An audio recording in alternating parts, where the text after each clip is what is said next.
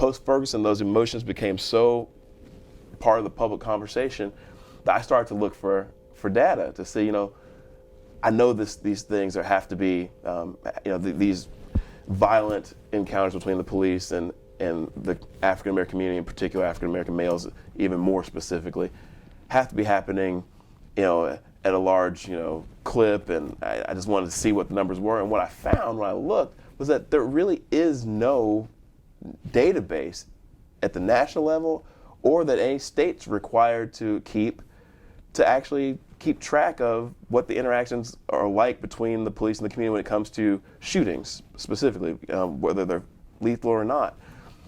Deaths in custody are required to be reported, but not shootings. So I realized that I couldn't actually get the data I wanted to look at.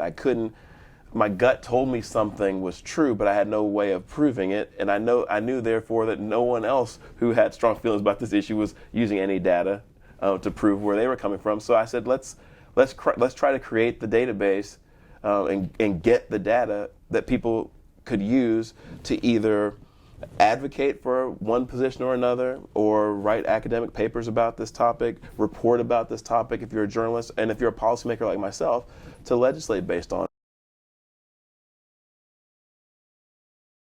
I think it's a wonderful first step. I think when you have something new like this, that's like very much a product of today's issues, the first step is not going to be perfect at all. I know that the original version of the bill was much more far-reaching than the bill that ended up passing.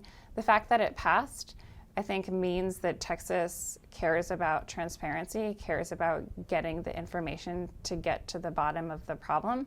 But I also think that there are definitely improvements that we can see in the collection of information that would better inform the conversation.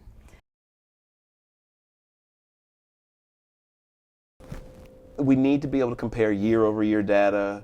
We need to be able to do the kind of analysis you need to do about, disparate impacts on different communities, or the lack of of those impacts. And you can't do it if you don't have any confidence that the data set's actually complete, if you're leaving out entire incidents. So we've got to figure out a way to make law enforcement comply with the law. That is going to be interesting.